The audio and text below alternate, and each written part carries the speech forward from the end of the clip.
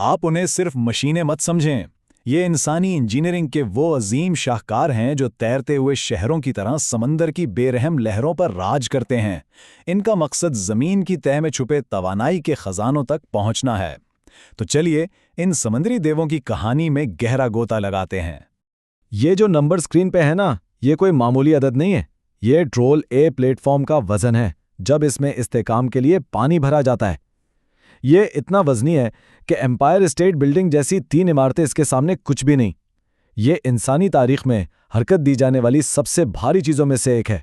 ज़रा सोचिए इसके साइज़ के बारे में। और सुनिए, ये तो बस शुरुआत है। तो सवाल यह है कि आखिर ये इतने बड़े ढांचे हैं क्या, और इनकी कामयाबी के पीछे का राज क्या है? जवाब इनके शानदार और ज़हीन डिज़ाइन में छुपा है। एक ऐसा डिज़ाइन जो इन्हें दुनिया के सख्त तरीन माहौल में भी काम करने के काबिल बनाता है। देखें, इसका कॉन्सेप्ट ही बड़ा ज़बरदस्त है। एक सेमी सबमर्सिबल रिग की ना दोहरी शख्सियत होती है।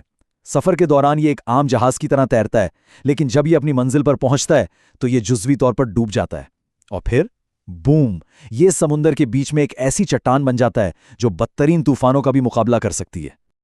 अब ये मवाजना देखें, ये बहुत ज़रूरी है। जैकअप रिग्स की टांगें होती हैं जो समंदर की तह तक जाकर उसे सहारा देती हैं, लेकिन ये सिर्फ कम गहरे पानी में ही काम आ सकती हैं। जब समंदर की गहराई हज़ारों फुट हो जाए तो भाई इतनी लंबी टांगें कहाँ से लाएंगे? कोई चांस ही नहीं। यहीं पर सेमी सब्स की ज़रूरत पड़ती है, जिन्हें गहरे समंदर को फतह करने के लिए ही बनाया गया है। तो ये जादू चलता कैसे है? ये सब बैलिस्टिंग के एक सादा से उसूल पर काम करता है। इसके निचले हिस्सों यानी पॉन्टून्स में हजारों टन समुद्री पानी भर दिया जाता है। इससे होता यह है कि इसका वजन का मरकज या सेंटर ऑफ ग्रेविटी ड्रामेटिक तौर पर नीचे चला जाता है। आप इसे ऐसे समझें कि जैसे आप एक छोटी कश्ती के नीचे एक बहुत बहुत भारी वजन बांध दें। फिर क्या होगा? कश्ती हिलेगी ही नहीं, चाहे कितनी भी लहरें हों। जाहिर है, इतने बड़े और पेचीदा प्रोजेक्ट्स कोई एक मुल्क अकेले तो नहीं बना सकता। इनको बनाने के लिए दुनिया भर से बेहतरीन जहन और कंपनियां इकट्ठी होती हैं। इटली से लेकर जनूबी कोरिया और अमेरिका तक ये सब मिलकर इस बात को यकीनी बनाते हैं कि ये देव हेकल इंजीनियरिंग के शाहकार हों। अच्छा, रेग तो बन गया, लेकिन अब एक नया और शायद पहले से भी बड़ा मसला खड़ा हो जाता है। आप एक तैरते हुए शहर को शिपयार्ड से हजारों मील दूर खुले समुद्र में उसकी काम की जगह तक आखिर पहुंचाएंगे कैसे? ये सवाल सीधा सीधा इंजीनियरिंग की हदों को जाकर टकराता है।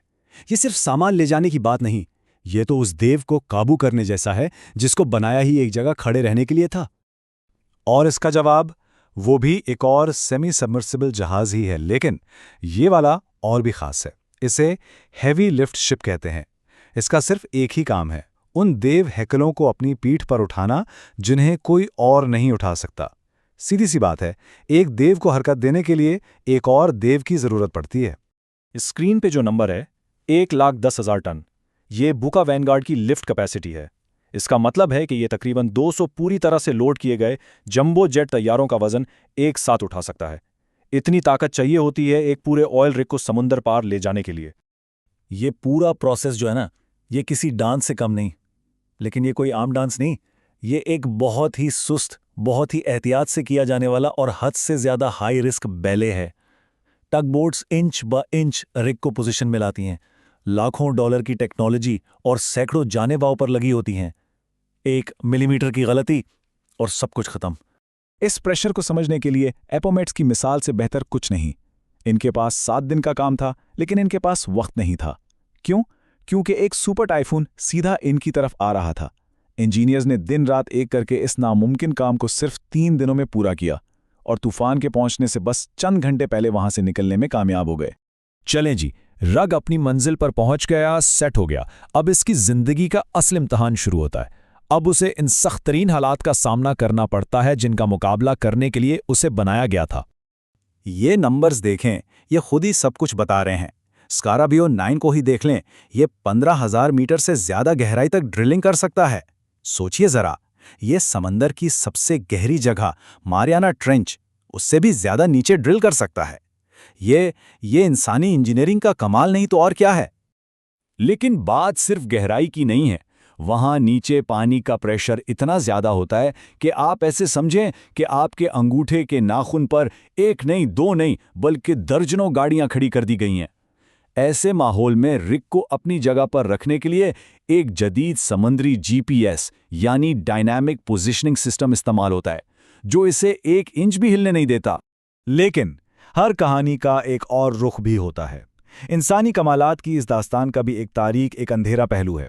वो पहलू जो हमें बताता है कि जब इतनी पेचीदा टेक्नोलॉजी और फितरत की बेरहम ताकत टकराती हैं और डिज़ाइन नाकाम हो जाता है तो क्या होता है।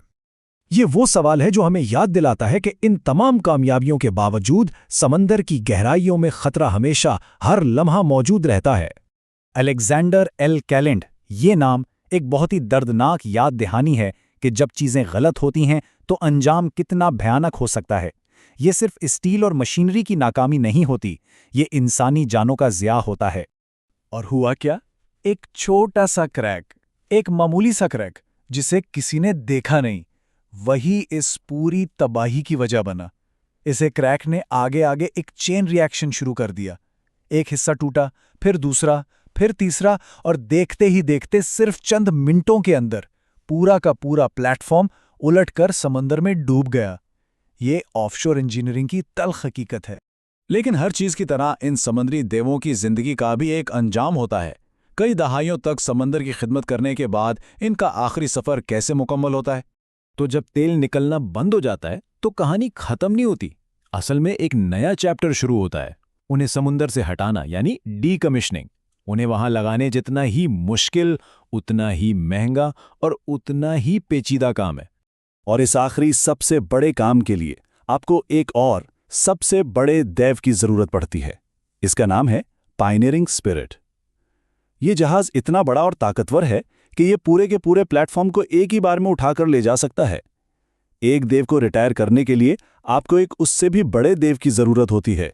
48,000 टन। ये है पायनियरिंग स्पिरिट की लिफ्ट कैपेसिटी, सिर्फ एक लिफ्ट में। इसका मतलब क्या है?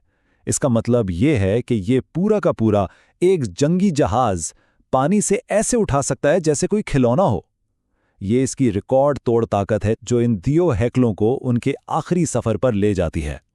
तो हमने इन दीवों को बनते देखा, इनका सफर देखा, इनकी ताकत देखी और उनके साथ जुड़े खतरात को भी समझा। आखिर में सवाल ये रह जाता है कि ये अपने पीछे क्या छोड़ जाते हैं। ये सिर्फ लोहे और स्टील के पहाड़ नहीं हैं, ये इंसानी हिम्मत, इंसानी जहानत और इस कभी ना ख़त्म होने वाली जुस्तजू की दास्तां हैं जो हमें हमेशा आगे बढ़ने पर मजबूर करती हैं।